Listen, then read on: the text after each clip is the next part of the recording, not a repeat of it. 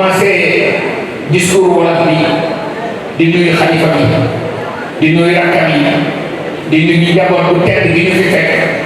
di nuyu gouverneur bi di nuyu préfet bi di nuyu représentation diplomatique yi ak ñi nga xam ne ni teewal nañ fi yeneen ministères yi bi may ñëw nag président assemblée nationale daf maa woo ne ma yaa ngi dem foo xam ne ni la sama kër la waxtaan naa aussi sama patron muy premier ministre bi balaa ma fi egsi pour bu ñu gënee président de la république premier ministre président assemblée nationale ñoom ñëpp non seulement président assemblée nationale ñëwoon na fi mais ñoo ngi feddali seen nuyu ak seen ak couleur bu ñu am ak xalifa bi ak mbootaay bi te mu gàmmu gi nag daf ñoo interpellé ñu ñëpp di ñu rappelé ni sëriñ bi xalifa bi muy digli mooy ñu delloo suñu bopp ci yàlla xalifa bi ni muy digli mooy nañu ànd xalifa bi ni muy digli mooy nañu tolérant xalifa bi ni muy digli mooy nañu dimbale loolu nag son excellence le président de la république rafetlu ko lool li ñu naan nag ku lim rek dafa jóg waaye dafa am ñoo xam ne ni nag mënuñu leen a fàtte gën leen a féddali ku ñuy wax ku mel ni président Modou Fall président conseil départemental bi gouverneur bi préfet bi surtout préfet bi ak gouverneur bi moom fii lañ bokk donc daal sëñ bi président de la république mi ngi lay sant di la gërëm premier ministre bi mi ngi lay sant di la gërëm gouvernement bi mi ngi lay sant di la gërëm te di la ñaanal yàlla nga yàgg ci li kanamu njaboot bi lool alxuraan bi nga xam ne ni nag moom moo sas dëkk bi yàlla fi yàgg sax yàlla lépp loo xam ne nii son excellence président de la république ak premier ministre ñoo ngi koy mébét di ci dox di ci wax ak seeni ñaan yàlla am ko ñoo ngi leen di gërëm di leen sant. bu sante yàlla subhanahu wa taala julli si sangi Seydina Muhammad sallallahu alayhi wa sallam Cheikh Bou Sidi Mokhtar Kounti al xalifatul aam li tariqati al qaadiriya mën nañu wax ni Cheikh Bou Sidi Mokhtar Kounti xalifatu rasulullahi sallallahu alayhi wa sallam fil ard Cheikh Bou Sidi Mokhtar Kounti xalifatu Cheikh na Cheikh Abdou Qadir Jilani fil ard mi ngi dalal Sénégal yëpp ci bopp am mubaaraka bi di jiital sant sunu borom bi subhanahu wa taala ci weer bii daaw ci lañ teewoon ñu ñaan teewaat ren sunu borom bi dimbali ñu ba ñu bokk ci ñi teew ren te ñi fi teewoon te teewul fi defuñu yàlla lu tax yàlla teewalu leen ñun ñi fi teew defaluñu yàlla lu tax mu bàyyi ñu teew fi lépp dafa aju ci coobare dafa aalu li ma yooyu ñuy sant bu amul àpp di julli di sëlmal ci jawara jotaay di sangu sangi di Seydina Muhammad di maamu Cheikh Bou Sidi Mokhtar Kounti sëriñ bi di sant li ko yeneen di sant mooy qaddimu Quraysh wala tuaxiru xolam seetlu lool ci jotaay bu tedd bi ni jotaay bi demee ak ni jotaay bi tëddee di jiital ay rakam yi nga xam ni ñoo ko wuutu ci place bi mu waroon a toog ñu jéggal ko yoonal ko diggu mageen muy Cheikh Sidi Mokhtar Kounti mi toogal ko fële ca naan ko di xalifatu naan ak rakkam Cheikh Sidi Mokhtar Kounti doomu Cheikh Sidi Lamine ak seeni rakk ak seeni doom ak Cheikh Sidi Mokhtar Kounti di porte-parole ca Ndar di porte-parole Ndar di rakkam ak mbooleem rakkam Cheikh Abdou Qadir Jilani mu Cheikh Sidi Yahya ak rakkam Cheikh Abdou Qadir Jilani mu Sëriñ Mamadou toogal fi Cheikh Al Becaye ak rakkam Cheikh Adama Kounta toogal fi waa kër Cheikh Sidi Lamine ànd ak magam Cheikh Sidi Mokhtar Kounti Cheikh Al Becaye Cheikh Sidi Yahya Sëriñ Mouhamed Becaye Sëriñ Bou Becaye seen rakk ak njabootu Cheikh Al Becaye yëpp Sëriñ Ousmane Kounta Cheikh Sidi Ali Kounta ak njabootu Cheikh Sidi Ali Kounta yëpp Sëriñ Zeyni Kounta Sëriñ Mouhamadou Tamba ak mbooleem njabootu Sëriñ Abdou Latif yëpp Cheikh Bouna Kounta Cheikh Sidi Yahya Kounta Alaaji Ahmed Kounta njabootu Cheikh Bou Mouhamed Kounta yëpp Cheikh Sidi Lamine Bande Sëriñ Mouhamed Saoudi njabootu Cheikh Mame Sidi Bande yëpp njabootu Ndeer Cheikh Mouhamadou Julli Serigne Abdourahmane Kounta njabootu Sanc Buuna Serigne Modou Baye Cheikh bu Mouhamed Kounta Cheikh Sidou Khoye mu kër Lamine ak njabootu sunu maam Buuna Kounta bu sant gépp njabootu xaali Buuna Sidi Chérif Serigne Hamdi Haydara Serigne Mouhamed Haydara imam ak seeni njaboot yëpp mboolem taalibe Ahlul Kunti yi ñu ngi si ronu si tànk bi li tax Serigne bi sant mooy jàngale gàmmu ren ci nga Ahlul Kunti yi jàngale ci war a ànd bennoo juboo ànd ngir yàlla ak mbokk waaye ngir yàlla ak diine islam Serigne bi di dalal ganam yi nga xam ne kàddoom moo féete kàddu kaw ci réew mi yëpp di kàddu président de la République Bassirou Diomaye Diakhar Faye di ministre de l'Agriculture di Mabouba Diagne monsieur le ministre sëriñ bi sëriñ Seydina Muhammad sallallahu alayhi wa sallam dafay dund sunna te maamam Seydina Muhammad sallallahu alayhi wa sallam moo wax ni akrimu duyuufakum ndax laa yu'minu man kaana yu'minu billahi wal yawmil aaxir falyukrim dayfahu kon tey jàppal nahnu duyuuf wa anta ahlul rabbul bayt tey ñun ñooy gan yow mi président yabal yow ak sa délégation yéen yéen a méngoo Ndiassane ba keroog ngeen yéen. monsieur le ministre taalibe Ahlul Kunti waaye islam bi yëpp l'islam bi mbooleem seen tur ñu ngi si tànk bi sëriñ bi di yeesal kóllëre ak mbokk ci kër diine ñi nga xam ne ci maanaam sallallahu alayhi wa sallam lañu jàpp moo tax ñu jàpp ko te war ko ci bu mat sëkk muy kóllëre bu sax ci lislaam di kóllëre deret waaye kër seen Xaaju Maalik yii di ay dëkkandoo sëriñ Babacar Sy Al Mansour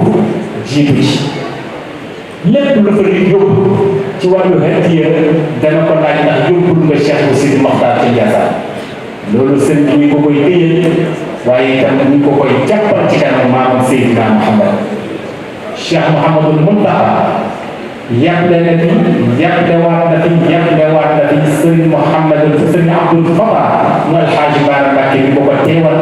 ak sëriñ Mouhamadul Moustapha ibnu Mouhamadul Hafiz ñu ngi fii si jotaay bi sëriñ Xasan Canaba doomam taawam ñi ngi di wëllëg sëriñ bi di dëkkandoo sëriñ bi itam di bokk sëriñ bi sëriñ Ahmadou Sakhir Ndiéguène doomam wax kàttan bi nga xam ne moo yor kàddoom njabootam ñu ngi fii si jotaay bi Ahlul Laayeen ñu ngi fi sunu kër maam Abdoulahi Niass di Cheikh Tidiane Niass ak sëriñ Mahi Niass mu Cheikh Ibrahima Niass seen njaboot yëpp ñu ngi fi waaye munazamaat diiniya association des oulémas et des imams du Sénégal ñëpp ñu ngi ñu mën see lim léegi suñu mbokku daara bi di Oustaz Alioune Sall mi war a taxawee conférence su tey bi ci takkusaan moom ak sunu wëjur di sunu kilifa di sunu mag di Cheikh Mouhamadul Baydaan mi nga xam ne ci moom la ñuy mujjee ndax bis bii di bisu Seydina Muhammad sallallahu alayhi wa sallam daf cee joxe ak jàngale mooy fa bi hudaa bu ma xaddal ñu jël ko darajaale ko wala invité d'honneur ko wala wane yoonu Cheikh al Becaye ibnu Cheikh Bounama nii daaw Cheikh Bounama monsieur le ministre ñu présenté la tuuti ci lu gàtt li waral loolu Ahlul Kunti partout la nekk en Afrique wax naa ko keroog di ci Pape Alé Niang ñëwee ni intégration africaine bu ñu bëggee mu taxaw na ko jaare ci Ahlul Kunti Ahlul Kunti ñëw fi 1800 indi fi tariqa xaadiriya yaatal fi diine Cheikh Bounama Kounta bàyyi njaboot bàyyi mbokk bàyyi lépp ngir diine ak yàlla ak taxawal sunna si maamam Seydina Muhammad ki bi njëkk am ci njaboot mooy Cheikh al Becaye mi ñu bëgg a wane tey di taawam ak mboole mi rakam di sëñ xam li ma ci toog Serigne Abdourahmane Cheikh Sidi Lamine Zeynel Abidin Cheikh Sidi Mokhtar Cheikh Al Khalifa ba Cheikh bu Mouhamed Kounta ñi leen dalal ci pénc ni di Thiaroye sëriñ bi monsieur le ministre ku santul nit doo sant yàlla mi ngi sant président de la République ci taxawaayam ci processus su gàmmu waaye di sant ki nga xam ne moom la ñuy boole loo ñu ne alif ilal yaa ci wàccaay gàmmu gi muy monsieur le ministre de l'intérieur mu yabaloon kuñ naan Abdoulaye Sow di sous-préfet Pambal te Ndiassane bokk si comité Chérif Lo yi aju si comité rural bu Pambal mu njëkk a defal ñun CDD Alaaji Mamadou Kounta doomam coordonnateur jiite woon ko coordonné ko biñ si jógee doomam monsieur le préfet di Mamadou Gueye toogal te république bi si département de Tivaouane jël mbir mi amee ni gàmmu Ndiassane gàmmu Seydina Mohamed la kon dinaa def lu nekk ba mu réussir def na ba def l'impossible ñu gàmmu réussir monsieur le gouverneur di doomi sëriñ di kilifa Mamadou Gueye ak kilifa Abdoulaye Sow jox leen ordre yu mat sëkk jox leen jumtukaay yu matuwaay yu mat sëkk ngir réussir wu gàmmu gi ba keroog bi ñu toogee ci kanam ministre de l'intérieur lañ santoon ko service étatique yi santoon ko démembrement d'État lépp lañ ci mënoon def nañ ko lu mat na yàlla rek ko ba kon sëriñ bi ñu ngi lay seedeel ni asgor nga defal ko teraanga mu buuxi neex bi maa ko yeyoo kooku du asgor di ko koy ji ndax alhamdulillahi rabbil alamin la yàlla wax te mboolem xeetu cant yi ñeent la hamdal qadimi lil qadim hamdal qadimi lil hadisi hamdal hadisi lil qadim hamdal hadisi lil hadisi ni'mal abdu innahu kana awwab sëriñ bi mi ngi ñaan di sant yàlla bu baax a baax ci njabootu boppam muy taalibe ahlu Kounta yëpp di Mali Mauritanie Gambie Casamance Bawol Siin Saalum Kajoor Ganjool Waalo ñëpp ak Ndakaaru passé na ci Ndiassane tey muy ñaan képp ku fi indi aaju ak aaju boo mën a am yàlla na ko yàlla fajal monsieur le ministre sa kër di agriculture di kër sëriñ ndax sëriñ bi baykat la ay baykat rek la ñuy ndax àll Kajoor bii di ndànk ndeer sanc gu yatt baalige cëwul ay suufam la te suuf soo xam ne si nii la maamam moo ko sancoon ngir ñu tuufa seen ñàkk ci wàllu mbay yàlla def tey nga jiite lépp loo xam ne mooy wàllu agriculture yàlla def agriculture ba nga jiite kër ga Youssou Dey mi nekk si sa wet Serigne Boura Kounta mi nekk si sa wet Alpha Diallo mi nekk si sa wet ak mbooleem seen ya nekk ci kër ga ak ki nga xam ne mooy président des opérateurs du Sénégal di Serigne Modou Fall ak Cheikh Abdou Kounta ñi rakam ñu ñëpp di njaboot sëriñ kon kër boobu këru sëriñ bi moo tax sëriñ bi di la tàllal loxo di la ñaanal ñu gën a bàyyi xel baykat yi xam na ni yaa ngi leen di bàyyi xel mi ngi lay ñaanal itam di la tàllal loxo ci dëkkal yu gerte yooyu ci programme bi nga xam ne son excellence monsieur le premier ministre ak monsieur le président jox nañ la ko muy coopérative agricole communale di CAC nga xam ni programme la bu yaatu mu di la ñaanal nga am si ndam réussite totale ndax Sénégal dëkku mbay de 70% informel la te informel la di ci ëpp bay la kon mbay mi bu baaxee lépp baax ndax Yonent bi sallallahu alayhi wa sallam dafa ne ala inna fil jasadi mudghah iza salaha salaha al jasadu kullu wa iza fasada fasada al jasadu kullu ala hiya wa hiya al qalb xol mooy loo xam ne bu baaxee yaramu doomu aadama lépp baax waaye lan mooy xolum réew xolu réew mooy mbay kon mbay moom sëriñ bi ñu ngi ñaan barkeel mbay moom waaye ñu ngi ñaan bi la président dégg programme bi ni mu diisee yàlla oyofal na ko nawet bii ñu dugg ba muy waaj a jeex ñëpp ngi xaw a jaaxle waaye seen yi muy ñaan na ñëpp dalal seen xel waaye dalal xel bi nag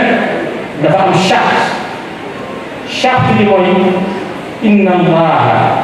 laa yughayyiru maa bi qawmin hatta yughayyiru maa bi anfusihim bu ñu bëggee Sénégal naa bëgg mbay mi baax bëgg investisseurs yi ñëw bëgg ambassadeurs yii nettali seen réew lu rafet lii nañ leen jubóo te fóot xol fekk loolu amul dañuy tàllal suñu loxo naan allahuma waaye yàlla day jëppi xeet boobu ndax banu Israël yàlla nee na leen su fekkoon ten si di ngeen gëm yàlla gëm yeneen ci yamaleen yamaloon kenn du leen gëm waaye nag yàlla moo jagleel xeetu Seydina Muhammad kuntum xayra ummatin uxrijat linnaas lu mu si nekk mooy ta'muruuna bil ma'ruufi wa tanhawna anil munkar yéene xeet bi gën ci xeet te Sénégal am ci yeneen ci lu benn réew amul danaa ngay Sénégal daan jubóo danaa ngay Sénégal daan waxante lu baax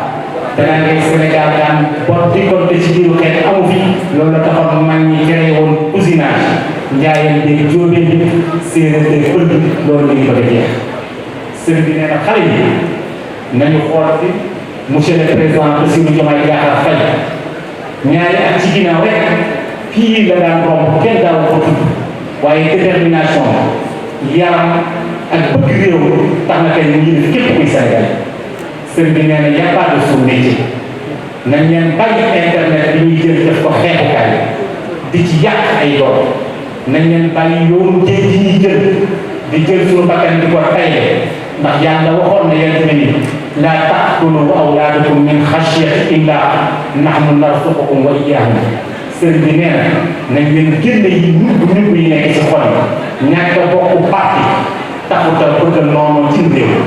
biir mbaar mi kenn xam fi ku bokk ci benn parti ni ñu amee yar ci kanamu Seydina Muhammad nañ amee yar ci kanamu république bi ndax xubbul watan min al iman bu ko defee réew mi dina naat te itam dina am sécurité te ñu jàppale ñu ci nekk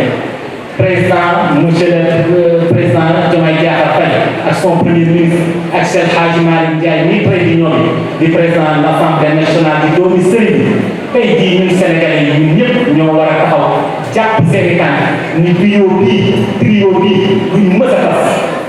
ndax ñoom bis bu ñu tasee lan la ñuy jël ñu réew premier ministre président bu ñu xuloo ban intérêt ñu amal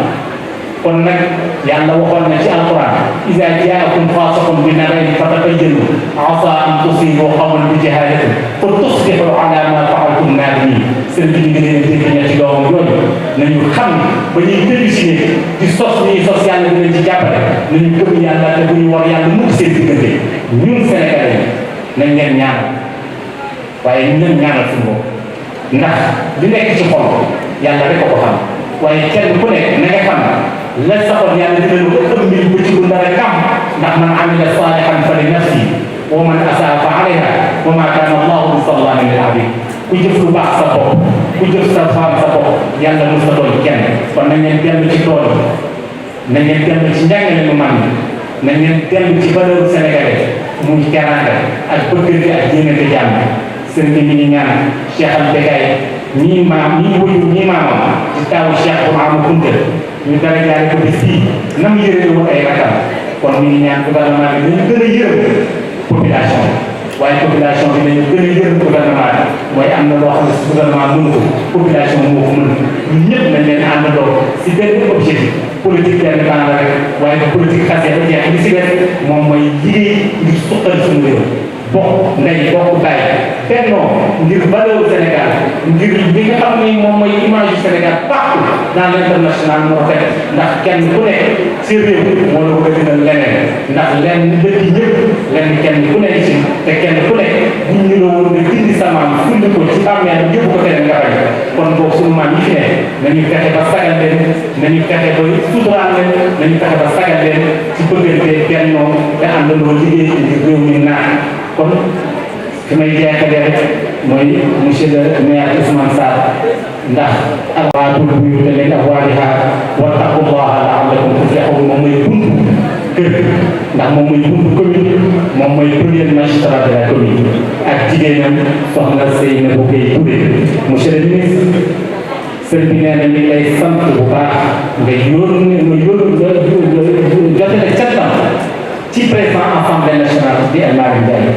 El Malick Ndiaye bàyyoo na ko El Malick Ndiaye def ko kilifa El Malick Ndiaye def na ko nu mu deful kenn waaye nag loolu ñu ngi ko koy téye ci kanamu maam Seydina Mohamed ñu ngi lay yóbbante nuyoo ci son excellence monsieur le président jël na sëriñ bi def ko kilifa man xam naa ci dara kon ñaan ci président de la République ak premier ministre ak président assemblée nan ko koy yóbbante nan ko ko jotale ñu ngi ziar bu baax a baax a baax a baax képp koo xam ne ñoo ngi sant sans distinction képp ku fi ñëw rek nga dugg ci sant bi ba romb na nga ni amiin ndax ñi nga xam ne si ñooy cirque diplomatique yow la ñu ñëwal président la ñëwal mooy ambassade France di ambassade Turquie di ambassade Iran di ambassade Côte d'Ivoire di ambassade Palestine di ambassade Qatar ñuy ñaan fa bi hudaahum iqtadi li nga xam ne moom la sëriñ bi joxe ci kenn ngir lan mooy njub mag ñu njëkk ñi njubug yeneen ñu njëkk ñi njubug saxaaba waaye njubug kunti waaye njubug njabootu Cheikh bu naama sëriñ bi joxe na ndigal bu ngoonee ñu jàngat ko ba kenn ku nekk booy dem mën koo yóbbaale sëriñ bi sant na bu baax fi ñuy tëjee nag sëriñ bi nee na nekk nañ si jamono joo xam ne loo def bàkkaar la kon jullit ñi bëri leen ngay jéggul seen borom da ngeen moytu bàkkaar ndax bàkkaar day lore bàkkaar day gàttal fan bàkkaar day lëndëmal àdduna yi te ku nekk xam nga bàkkaar ku wéet xam sa bopp waaye nee na nañu muslu si seytaane ndax bàkkaar yi bëri te yàlla waxoon na ni fastaghfiru rabbakum innahu kaana ghaffaara yursilis samaa aleykum midraara bis bu ñu dañee ci bàkkaar asamaan si dina wàcce ndox mu tey te baax sëriñ bi nee na ñu ngi nekk si jamono joo xam ne si kiñaan bari na te xamul lu ko waral ndax kiñaan fampul muur kenn ku nekk yàlla bindal na la sa wërsëg lan moo waral xeexante bi lan moo waral yaakante bi lan moo waral bot di konte bi lan moo waral gasante bi ay kàmm lan moo waral xamu ko lépp ñu ci xol kon nañ leen muslu ci seytaane te di bëri lu ñuy ñaanal yaa sax daaw ndax yàlla wàcce sutura suñu réew mi ndax réew yi ñu wër yëpp fu nekk nañ koy dégg daal waaye gis bu ñu delloo suñu xol yi te mu ñu leen koy suturaal te yàlla dinañ suturaal ndax yàlla wàcce na sutura ci Sénégal bi kon sëñ bi leen ngir yàlla rek waay sutura soosu yàlla wàcce Sénégal bi nga yàq mukk ci suñuy bañe sëñ bi nee na nekk nañ si jamono ju lëndëma jamono joo xam kenn xamatul fooy jaar doom toppatul bàyyi yërëmatul njaboot jigéen toppatul borom kër waaye bàyyi xamatul sax su njabootam di fanaan waaye njaboot si réew mi tey toll nañ foo xam bàyyi day musul si ay njabootam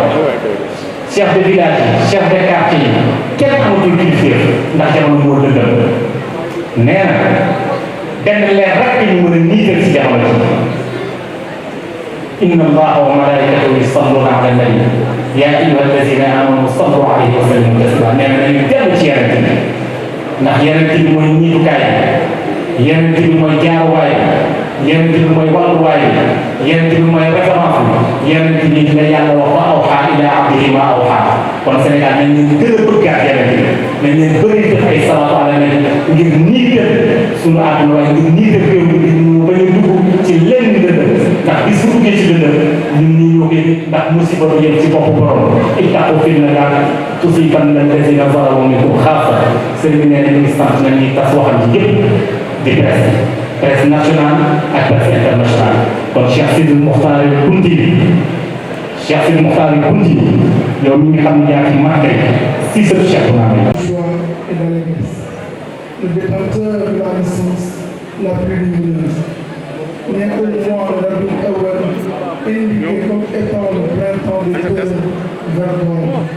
Par sa naissance, les jours et les mois se sont enlevés et sur eux furent dispersés par la main de sa puissance les perles de joie et d'allégresse. Honorable Président, en cette heureuse occasion, le khalife général de la voie Khadriya, Cheikh Sidi Mokhtar Al Kounti, vous accueille dans la Zawiya Khadriya Al Kounti et adresse ses salutations parfumées aux habitants de la ville bénie de Gassane, ainsi qu'à tous les centres religieux du Sénégal et au-delà. Il souhaite également la bienvenue au ministre de l'Agriculture et de la Souveraineté alimentaire, M. Mabouba Diagne, et à la délégation gouvernementale représentant le chef de l'État, son Excellence, M. David dont il tient à lui transmettre ses remerciements. La bienvenue est également adressée aux membres du corps diplomatique accrédité au Sénégal,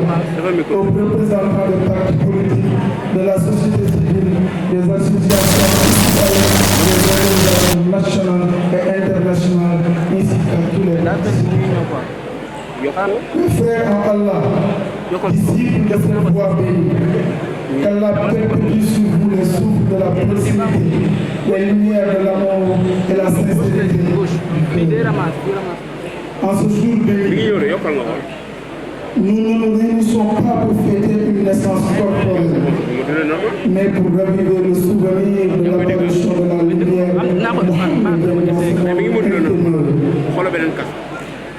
lumière par laquelle les univers se sont établis, les voies ont été levées, la miséricorde s'est manifestée et la sagesse a coulé. Allah le Très-Haut dit, il vous est venu de la part d'Allah une lumière et un livre explicite. Et nombre de connaisseurs ont interprété cette lumière comme étant notre prophète, notre maître bien-aimé, Mohammed sallallahu alayhi wa sallam. Il est la première lumière, la plus grande manifestation, le miroir dans lequel s'est manifestée la beauté de la vérité exaltée soit-il. Oh bien-aimé, le Mawlid al-Nabi n'est pas un événement que l'on traverse, mais un rendez-vous avec l'amour, un moment de contemplation du roi mohammédien, une opportunité de renouveler notre engagement spirituel, de raviver notre lien au secret mohammedien et de faire vivre dans nos cœurs les désirs ardents envers le détenteur du rang royal, au sujet duquel Allah dit, et nous ne t'avons pas envoyé que comme miséricorde pour les mondes. Que la naissance du bien-aimé, paix et salut sur lui, soit pour vous naissance de lumière dans vos cœurs, naissance de sincérité dans vos intentions, naissance de retour à la présence divine, sortir de l'insouciance et entrer dans la porte de l'amour. Ô croyants, Allah a loué son prophète en disant, et certes, tu es d'un caractère sublime, Surat Al-Qalam. Le soufisme authentique, qui est la dimension spirituelle et intérieure de l'islam, a toujours placé la purification de l'âme, la purification de l'esprit et l'acquisition de nobles caractères au centre de sa démarche. L'appel à la moralité n'est pas secondaire, c'est le cœur battant de l'islam. Les maîtres du soufisme nous enseignent que les plus grandes adorations est de se parler des noms sublimes d'Allah. Imam Al-Ghazali a dit, je cite, la spiritualité est toute entière caractère. En ce jour béni, alors que nous célébrons l'anniversaire du sceau des prophètes Mohammed paix et salut sur lui, il nous incombe de méditer sur le message éternel qu'il nous a légué. Le thème de cette année nous rappelle l'ordre divin. C'est par leur guidance que tu dois suivre. Surat Al-An'am, verset 90, qui nous oriente vers l'importance des bonnes mœurs. Le prophète paix et salut sur lui a résumé son message en disant, je n'ai été envoyé que pour parfaire les nobles caractères. Ainsi, l'essence de notre religion est d'ordonner nos âmes et nos comportements, de suivre la voie des vertus et de viser ce qu'on appelle le rapprocher, sachant qu'au minimum, si nous n'atteignons pas leur rang, nous mourrons sur le cercle, nous mourrons sur le voie. Certes, nous tendons tous vers un même but, qui est d'adorer Allah en toute sincérité, et nous demandons à Allah exalté soit-il de faire atteindre à chaque cheminant ce pourquoi il a été créé. Mais face à la multiplicité des croyants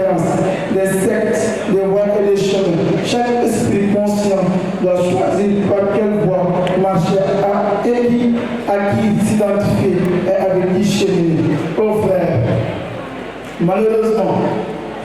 nous observons aujourd'hui une érosion des valeurs morales qui ronge le tissu des sociétés,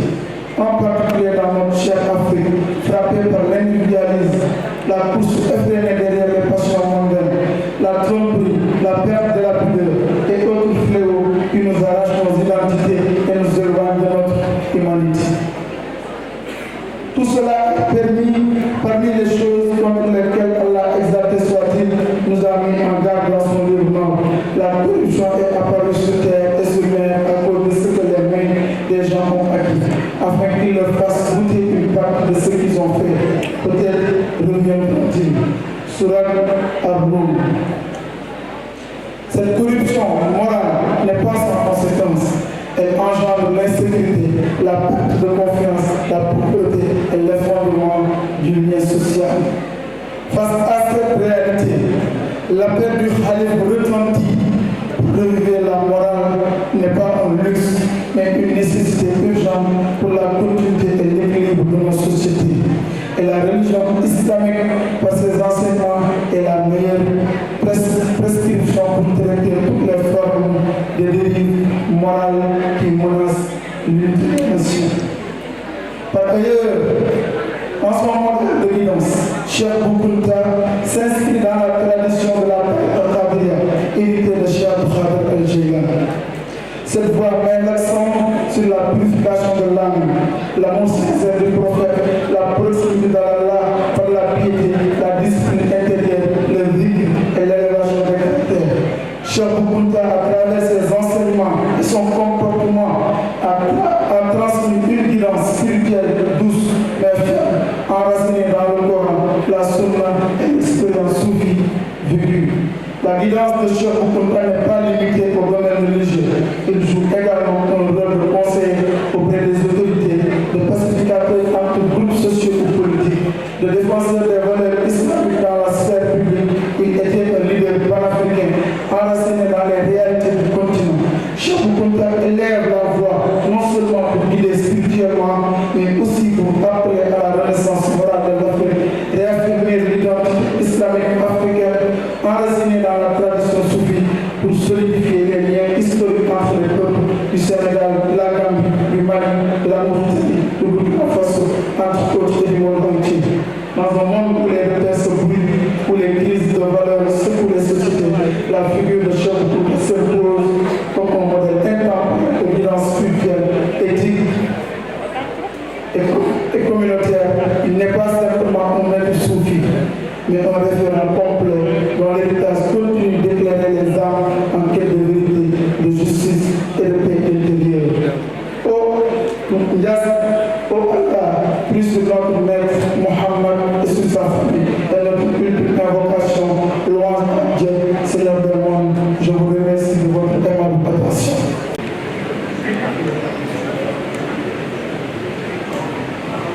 Amin. Amin. Yang